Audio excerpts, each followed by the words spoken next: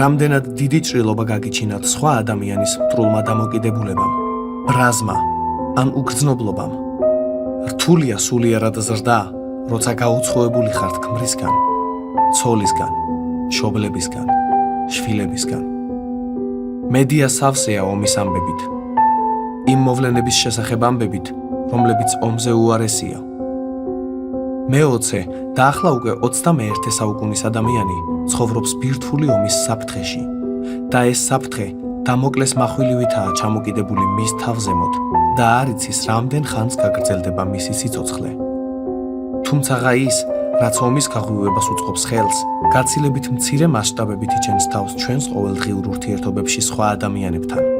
რამდენად დიდი ჭრილობა გაგიჩინათ სხვა ადამიანის მტრულმა დამოკიდებულებამ, ბრაზმა ან უგრძნობლობამ, ღმერთს ეს განსაკუთრებით აღელვებს.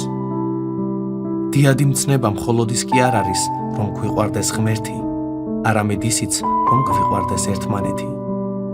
ჩვენი მოწოდება ისაა, რომ მადლში ზრდასთან ერთად ადამიანებთან უნდა ვამყარებდეთ ურთიერთობებს, რომლებიც მთელი იქნება და არა გაბზარული, რომლებიც ჩვენს პიროვნულ აღშენებას შეუწყობს ხელს და არა დანგრევას. რთულია სულიერად ზრდა, როცა გაუცხოებული ხართ ქმრისგან, ცოლისგან, მშობლებისგან, შვილებისგან.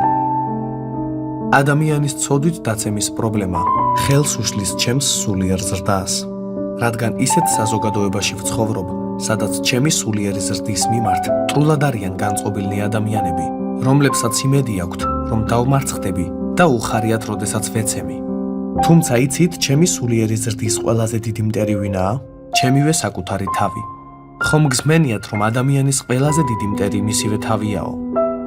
ვინ იცის თქვენზე უკეთ თქვენი სისუსტენი? ვინ იცის თქვენზე უკეთ თუ საიდან შეუტიოთ თქვენს თავს? ჩვენ ვსაუბრობთ ომზე, რომელიც ხორცსა და სულს შორის არის გაჩაღებული. ეს ომი სხეულსა და მშვინვას შორის არ არის. ეს არის ძველი კაცის გულის განწყობასა და დამოკიდებულებასთან, თქვენს ძველ სურვილებთან დაკავშირებული.